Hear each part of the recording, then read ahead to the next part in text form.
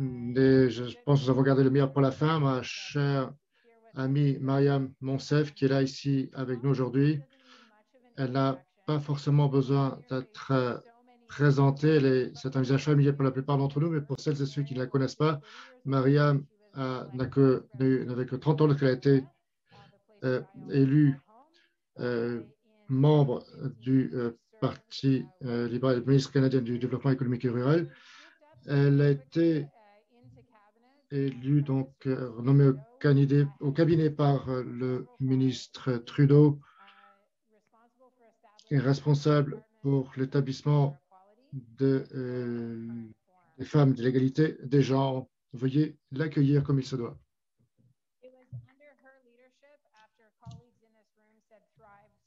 Et les collègues ont, je peux que reconnaître son travail sur les droits en matière de santé, droits sexuels et reproductifs, activiste et l'un des plus grandes 20 influenceuses sur les questions de genre, tout comme Malala et Michelle Obama. Marianne, bienvenue. Merci d'avoir accepté cette invitation. Merci beaucoup, Juliette. Je suis ravi d'être ici avec vous. Et c'est 3 jours de conférence, n'est-ce pas? Oui, 2 jours, 2 jours. Mais faisait, enfin, depuis que vous êtes au Parlement,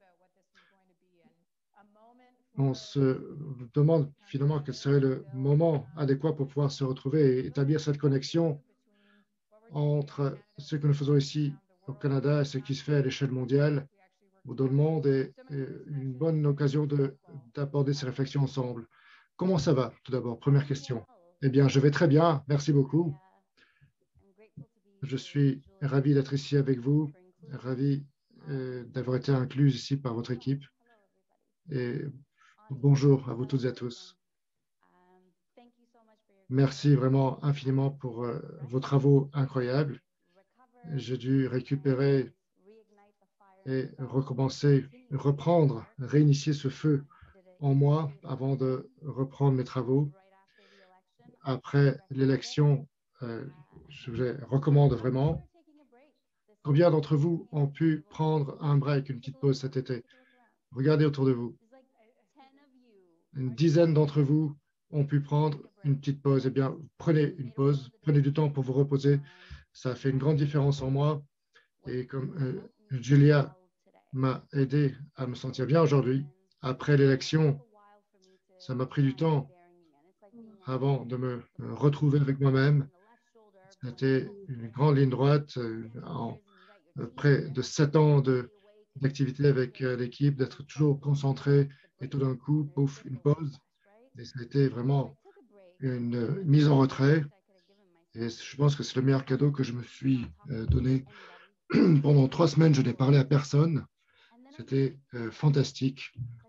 Et énormément de gens m'ont manqué. Donc, j'ai pris mon téléphone et j'ai appelé peut-être une centaine de femmes dans le pays, des femmes fantastiques. Et je me disais, OK, allons-y, qu'est-ce qu'on fait? Par quoi peut-on commencer à travailler ensemble? Et certaines femmes étaient particulièrement stressées, menacées, avec les enfants à l'école à distance. Et les notes de promotion ou la prise d'une année sabbatique ou la retraite prématurée, je sentais que cette flamme en soi que l'on doit avoir, eh bien, n'y était plus. Et pour moi, c'était comme un nouvel objectif en moi de continuer à faire partie de ce mouvement, à perpétuer ce mouvement et faire un plaidoyer en faveur de l'équité, l'égalité au Canada par le biais de mon professionnellement personnel et professionnel. Donc, être ici aujourd'hui dans cette salle avec vous m'aide énormément avec ce bien-être. Je vois des visages familiers ici, des personnes fantastiques qui font de grand travail au quotidien dans des conditions difficiles et cela m'aide aussi à contribuer à mon Alors, bien-être.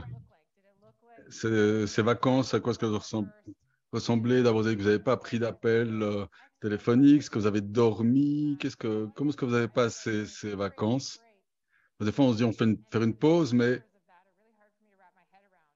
Des fois, on a du mal à s'imaginer à quoi ça peut ressembler, parce qu'on a le sentiment qu'il y a beaucoup de choses à faire. Donc, qu'est-ce que vous avez fait? D'abord, pour moi, faire une pause, c'est de m'assurer que mon extraordinaire équipe allait bien. Je parle d'individus vraiment extraordinaires. M'assurer qu'ils allaient bien, ça m'aidait à être plus tranquille. Ensuite, j'ai dormi. Donc, on parle de 6 semaines pour permettre à mon système nerveux de se récupérer. Donc j'ai j'ai reçu tous mes vaccins, mais j'ai quand même bon, j'ai quand même passé beaucoup de temps à écrire, à faire du yoga. J'ai un thérapeute, j'ai aussi un coach et j'ai également consacré davantage de temps en relation. Nous qui qui luttons pour l'égalité, on a tendance à mettre nos relations personnelles entre parenthèses.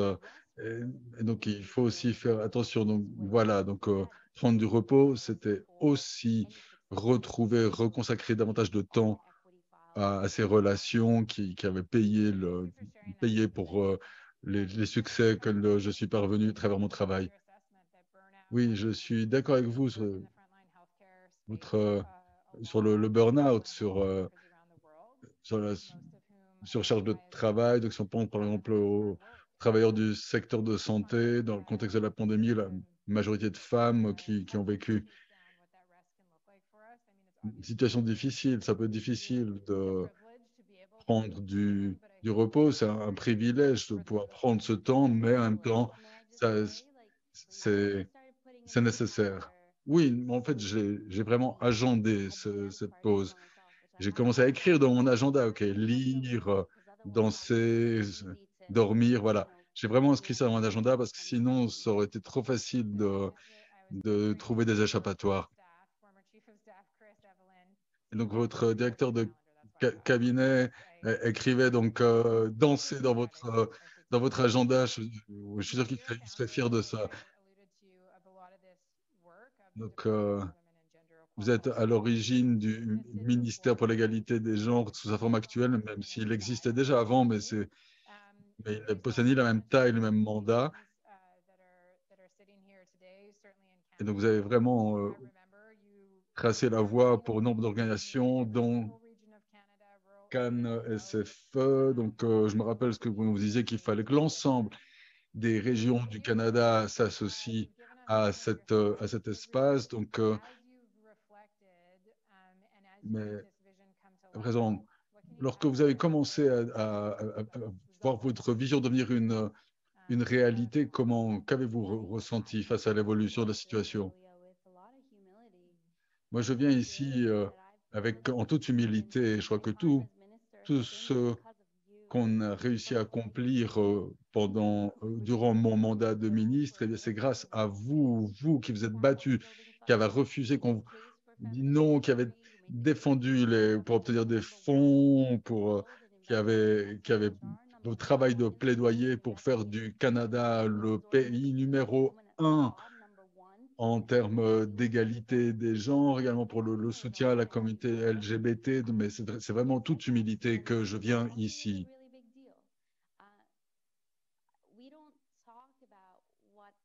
On ne parle pas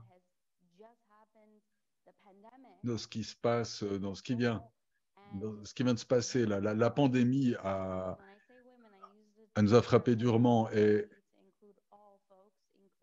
lorsque je parle bon, lorsque je parle des femmes, j'ai aussi en tête les, les personnes d'autres genres. Et donc,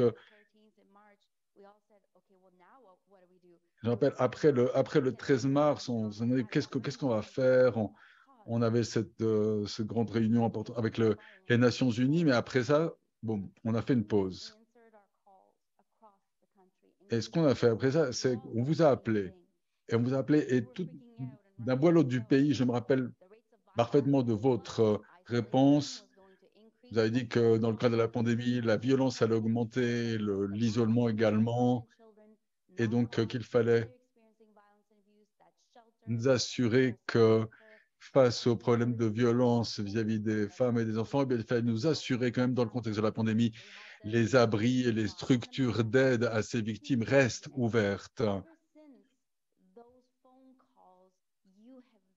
Il fallait, voilà, face à la pandémie, eh bien, vous avez constamment répondu à nos appels. C'est vous qui avez été en première ligne, faisant du plaidoyer, en travaillant pour certaines des plus vulnérables de notre communauté. Donc, et comment toute cette souffrance que l'on constate, comment ne pas ramener ces sentiments à la maison, comment faire pour faire la séparation des choses. Je me rappelle le moment où le mouvement féministe était épuisé, ben, un moment où notre voix elle vaut que jamais, bien si on baisse les bras, bien c'est là où le patriarcat gagne. L'oppresseur gagne si nous baissons les bras. Donc, ce système tente de nous épuiser. Donc, parfois, si vous vous sentez coupable de faire une pause, si vous sentez coupable de dire non à des choses, non, eh bien, rappelez-vous que il faut se préserver. Il faut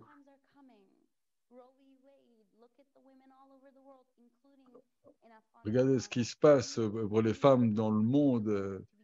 Si on pense à l'Afghanistan, par exemple, eh bien, ces femmes ont besoin que nous, ici, au Canada, nous soyons fortes, que nous continuions à faire notre travail, être aussi créatifs que possible. Et si vous commencez à vous sentir épuisé, que votre vie personnelle s'écroule, eh bien, moi, je vous conseille de prendre du repos.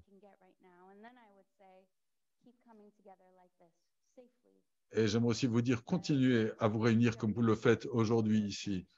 Donc, même en respectant les consignes de sécurité. Parce qu'en se réunissant, eh bien, il y a d'autres femmes, d'autres femmes dures qui peuvent s'aider les unes les autres. Et je vous invite aussi à faire preuve de gentillesse les uns et les unes vis-à-vis des autres. Je me rappelle de ce que disait le président Obama en la matière. Donc, il faut toujours faire preuve de gentillesse, nous continuer à nous entraider les unes les autres. Rappelons-nous que nous faisons partie d'un mouvement, nous appartenons à un mouvement qui existe depuis bien plus longtemps que nous-mêmes, depuis bien plus longtemps que notre naissance et qui se poursuivra bien au-delà de notre propre mort. Donc, il s'agit de continuer à nous renforcer afin de permettre à ce mouvement de continuer à se renforcer et d'affronter les défis de l'avenir.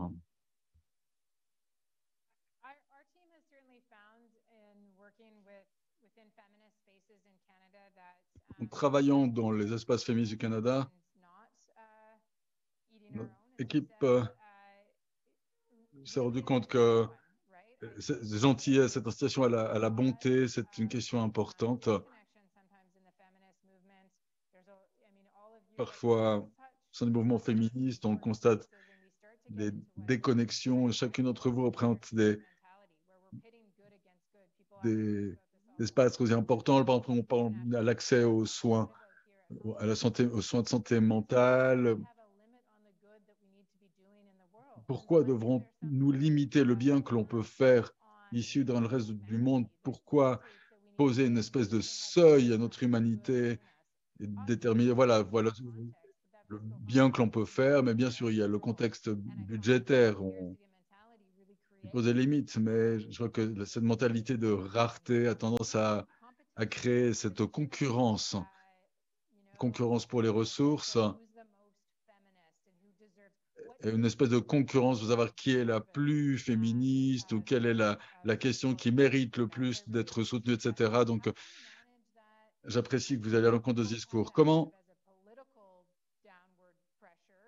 Donc, il y a une pression sur le bas en tant que politicien, donc politicienne, bah, vous devez faire des choix en termes d'allocation de ressources. Donc, comment abordiez-vous cette nécessité de faire des choix? Comment gériez-vous ceci?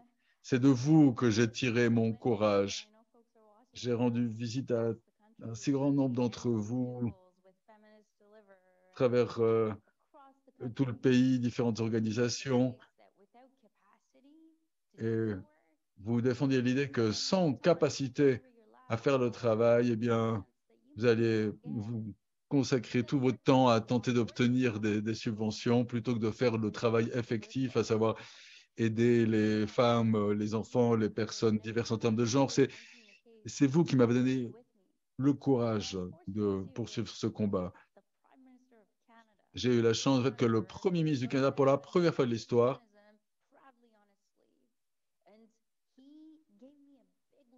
était un véritable défenseur du féminisme. Il a vraiment pris le temps de m'écouter, moi et mes collègues. Donc, au cours d'une retraite de notre cabinet, c'était à moi de prendre la parole, j'ai dit ma priorité numéro un, c'était de créer une plateforme féministe. On parle de femmes jeunes ou de femmes racisées, donc de femmes vulnérables qui ont besoin de trouver du travail, donc qui essaient de leur permettre de trouver du travail, ou de faire une différence en termes de développement économique, de santé ou autre. Et donc, beaucoup de gens l'ont déjà dit, le meilleur investissement possible, c'est investir dans les organisations de terrain qui luttent pour l'égalité des gens. Il s'agit du meilleur investissement possible. Chaque dollar investi là-dedans a un retour, offre un retour d'investissement. Et donc on a pu facilement défendre cette idée et on a pu justement faire comprendre ceci parce que vous nous avez donné l'exemple. Et plus le succès est important et plus il devient facile de défendre ce type de projet, ce qui permet peu à peu de créer davantage de capacités, de permettre d'acheter davantage de voix au chapitre, en créant des plans, des partenariats, tant au niveau local qu'à l'international. Et ce sont vos succès qui permettent d'obtenir davantage d'investissements. Il y a toujours un prix politique à payer. La pandémie de Covid nous a appris beaucoup de choses. Nous a appris notamment que votre travail est essentiel à notre survie. Ne l'oubliez pas, continuez à faire ce travail extraordinaire parce que votre travail est essentiel. On a parlé de votre ancien chef, donc le Premier ministre féministe. Ce qu'on a constaté partout dans le monde, c'est que une augmentation des divisions partisanes. Et donc, ce que je dis personnellement, c'est que partout, il faut trouver des féministes, des défenseurs et défenseuses du mouvement féministe, puisque notre mouvement n'a rien à gagner au fait qu'un parti particulier s'approprie cet agenda. On peut le constater aux États-Unis de manière dramatique. Et on va constater le pire recul depuis des décennies en termes d'égalité des genres aux États-Unis. Donc, en ce moment de grande polarisation partisane, comment parvenir à travailler, à dépasser les divisions partisanes pour créer un mouvement résilient qui inclut tout le monde.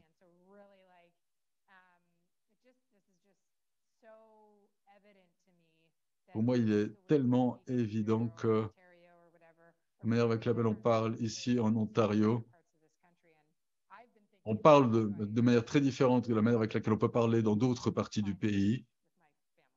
Et donc, parfois, il faut simplement tracer les points avec sa propre famille. Donc, des conseils en la matière.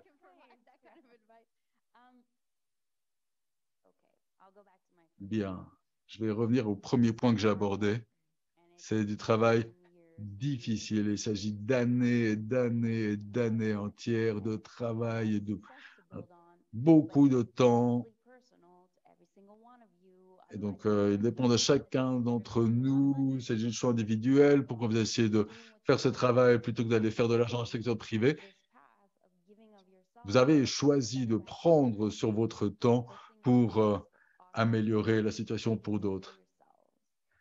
Première chose, faites attention à vous, mettez un masque. Donc, voilà, il y a toujours du travail important à faire, tout le travail de terrain à faire.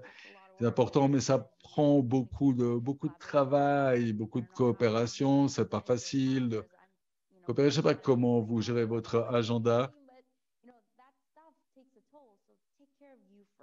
Donc, encore une fois, prenez soin de vous-même d'abord. Premier conseil. Deuxième conseil, soyez, faites preuve de bonté les uns vis-à-vis des autres. Nous sommes tous dans la même barque. Ça fait souvent longtemps qu'on ne s'est plus revu en personne. Donc, il s'agit de recréer des liens, qu'il s'agisse d'un appel téléphonique, d'aller se promener. Prenez du temps pour cela. J'ai entendu une association nationale de femmes, quelqu'un de cette association qui disait que,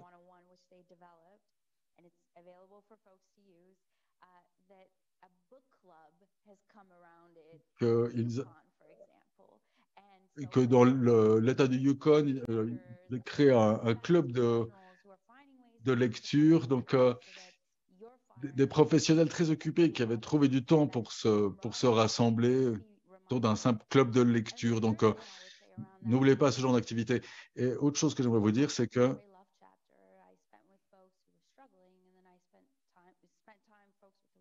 pour, vous savez, j'ai passé du temps avec des gens privilégiés, d'autres qui étaient très, très vulnérables, mais ce que j'ai pu constater dernièrement, c'est que personne ne va vraiment bien. Personne. Et vraiment, cette pandémie, le paradoxe, c'est qu'à un moment où on aurait le plus besoin des uns des autres, eh bien, ce qu'il fallait faire pour vraiment prendre soin des autres, eh bien, il fallait s'isoler. Toutes ces bonnes choses de la vie, les mariages, les fêtes de famille, eh bien, on a dû se priver de tout ça. Et ceci, la conséquence de ça, c'est que personne ne va totalement bien. Nous, militantes féministes, nous sommes résilientes, nous sommes créatives, nous avons une vision très claire, mais nous avons également, nous sommes, nous sommes preuve de compassion, nous sommes solidaires, nous nous préoccupons pour les autres. Donc, nous aimons aider les autres à se sentir mieux. Nous sommes des personnes fondamentalement solidaires. Et donc, dans la situation actuelle, beaucoup de gens se sentent perdus, se sentent mal et souvent, on n'a pas eu le temps, la permission faire le deuil. Mais vous, féministes, eh bien, vous savez ce qu'il faut faire, vous savez comment créer des ponts, comment coopérer, la bonté dont on fait preuve les uns vis-à-vis des autres. Eh bien, utilisez tout cela. Et vous, les jeunes femmes, vous êtes le visage de ce mouvement, vous êtes l'avenir de ce mouvement. Prenez soin de vous-même parce que l'autre camp est également en train d'apprendre de nos meilleures pratiques et utilise des jeunes femmes comme visage de leur propre mouvement, avec la force, avec la créativité, en se basant sur les faits, en s'amusant. Eh bien, vous allez faire croître ce mouvement, vous allez dépasser les difficultés. Je vous incite également à construire des partenariats avec le secteur privé. Donc, le gouvernement a beaucoup de travail. Donc, il faut qu'au sein des conseils d'administration, la diversité, les points de vue divers se fassent entendre. Il y a beaucoup de choses, d'excellentes choses qui se font au sein du secteur privé, mais le secteur privé a besoin de votre expertise. Donc, ouvrez la porte à des coopérations avec des gens lesquels on n'a pas encore travaillé, surtout pour le secteur privé, parce qu'ils cherchent des solutions qui sont déjà une deuxième nature pour vous. Donc, ne vous soyez pas choqués si j'utilise mal certains mots ou s'ils utilisent mal les termes tels qu'intersectionnalité. Donc, construisez des partenariats avec ces gens-là. Donc voilà, tenter de créer ce nouveau type de relation. Oui, extraordinaire. Et donc, quelle est la suite pour vous? Donc, vous avez parlé un peu de l'Afghanistan, mais dites-moi davantage sur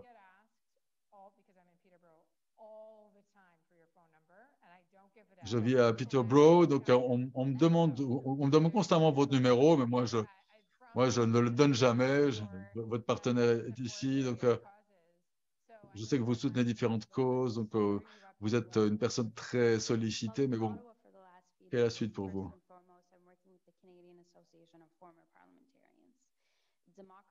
Donc j'étais en Ontario, je parlais avec une association de promotion de la démocratie. Moi, ce que je sais, c'est que partout dans le monde, les femmes ont besoin de démocratie. Donc ici au Canada, avec le phénomène du convoi en janvier, ça a vraiment été un signal d'alerte pour moi. Et donc, mes partenaires en Ontario tentent d'étendre leur travail au reste du pays, notamment leur implication avec les organisations de la jeunesse. Et donc, contribuer à leur travail. Ils tentent également de soutenir les parlementaires afghanes qui se trouvent ici au Canada. Ces femmes, ces battantes, eh bien, elles se trouvent ici, elles sont à Vancouver, à Toronto, à Calgary, cherchent des opportunités de rentrer. Donc, l'Association des parlementaires de l'Ontario cherche à créer des opportunités de coopération avec elles. On demandait notamment des bourses, l'opportunité de travailler avec des organisations secondaires. Donc, si vous vous intéressez, eh bien, contactez cette association des parlementaires de l'Ontario,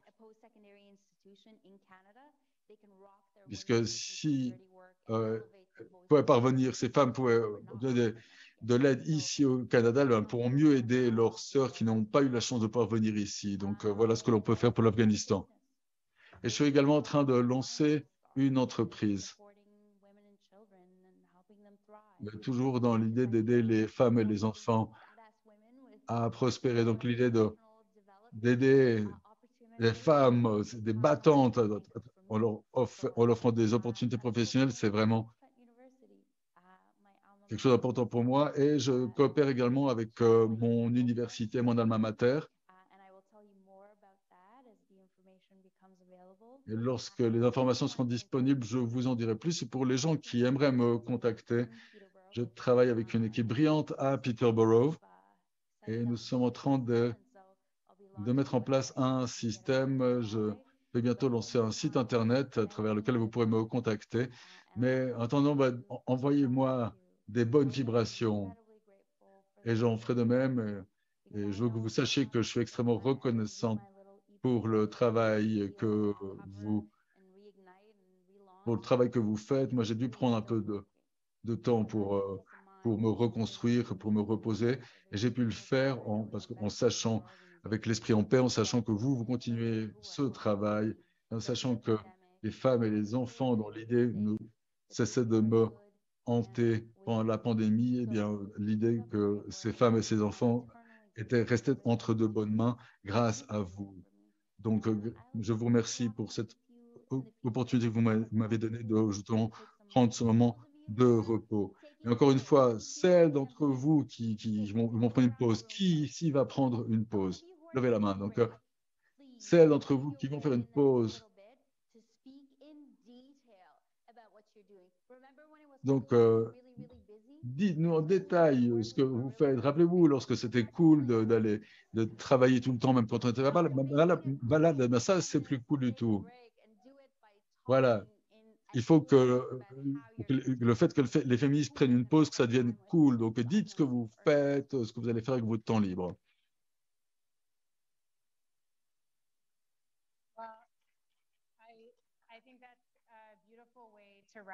Une excellente manière de conclure cette conversation. Il nous reste que 5 minutes. J'aimerais simplement vous remercier d'être venu ici. Donc, c'est parce que vous avez cru aux gens ici présents dans cette pièce que tout ceci est possible. Je sais que c'est une première apparition publique. Donc, merci d'avoir répondu à mon appel lorsque je vous ai contacté. Je ne sais pas si vous savais pas si vous alliez le faire, mais je vous en suis reconnaissante. L'année prochaine, nous allons refaire une réunion du même type. On va tenter de s'intéresser notamment à voir comment attirer les investissements du secteur privé. Mais vu que vous êtes en train de lancer votre entreprise, on va voir comment où vous en serez avec votre entreprise. J'espère que vous allez connaître le succès, que vous pourrez servir de sponsor. Nous allons continuer à vous suivre avec beaucoup d'intérêt. Merci d'être ici et merci d'avoir pris le repos nécessaire vous permettant de revenir et on se reverra très bientôt.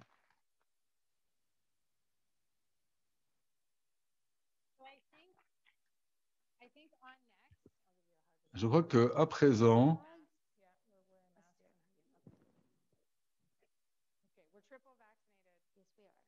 nous avons toutes les deux reçu nos 3 vaccins, donc on peut se faire la bise. Encore un applaudissement pour Mariam, s'il vous plaît, merci.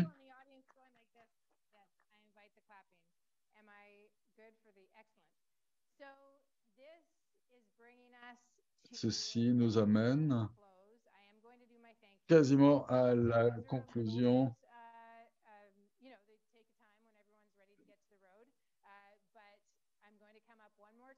Donc, j'aimerais une dernière fois, je reviendrai une dernière fois après notre dernière intervenante pour les remerciements. Mais avant cela, permettez-moi de vous prendre notre dernière intervenante. Donc, secrétaire du ministère à l'égalité des genres. Donc,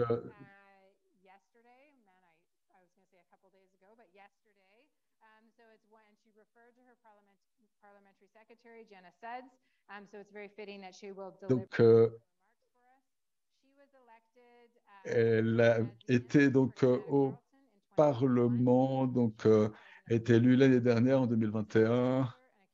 Elle travaille en tant qu'économiste et avocate communautaire. Elle a également travaillé de réseau pour l'éducation et sur d'autres questions. Donc, veuillez souhaiter la bienvenue à notre dernière intervenante.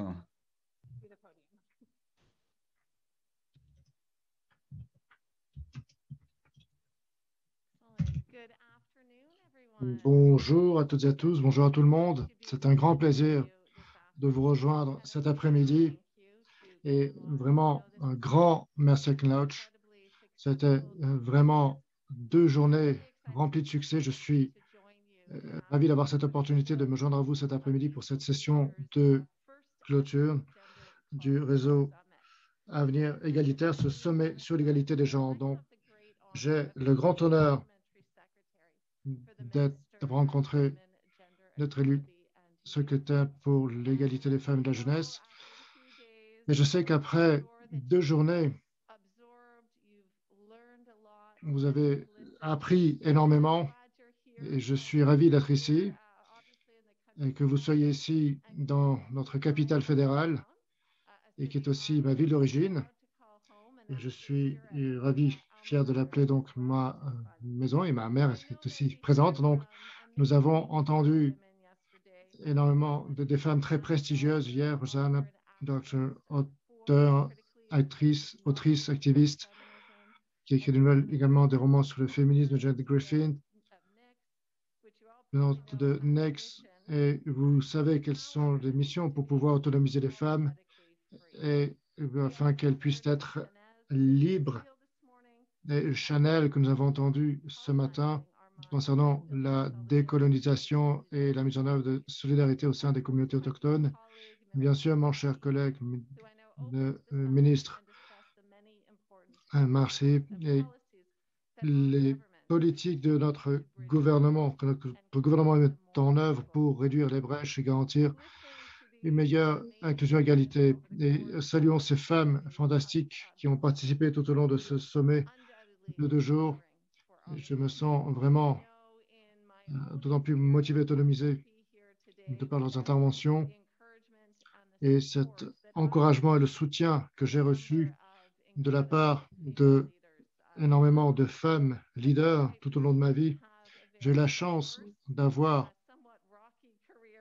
une carrière couronnée de succès et l'opportunité également pour toutes les décisions que j'ai pu prendre, qui ont été des défis que j'ai su relever et pu relever grâce à l'implication de femmes fantastiques à mes côtés qui m'ont permis de prendre ces décisions et d'assumer mon rôle de leader.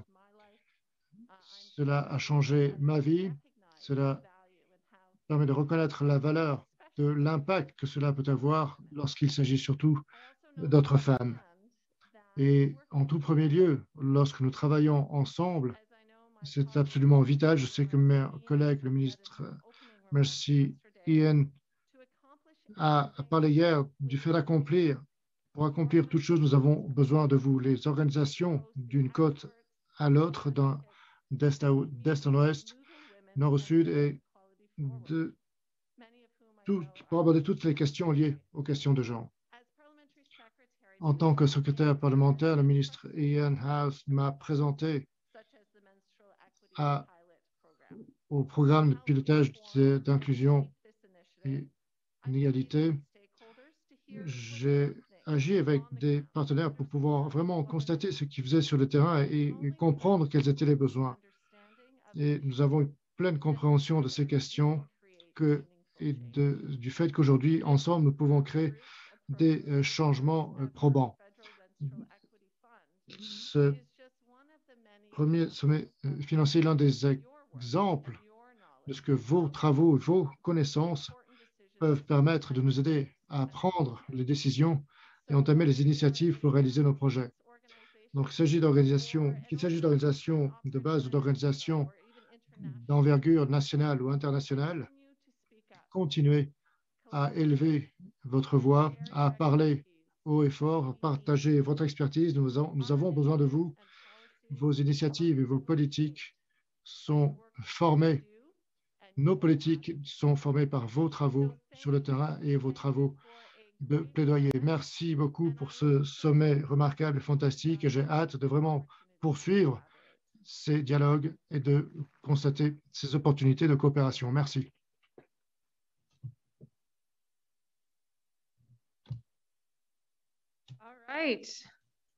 Très bien. Excellente conclusion. Bien, la conférence est donc close.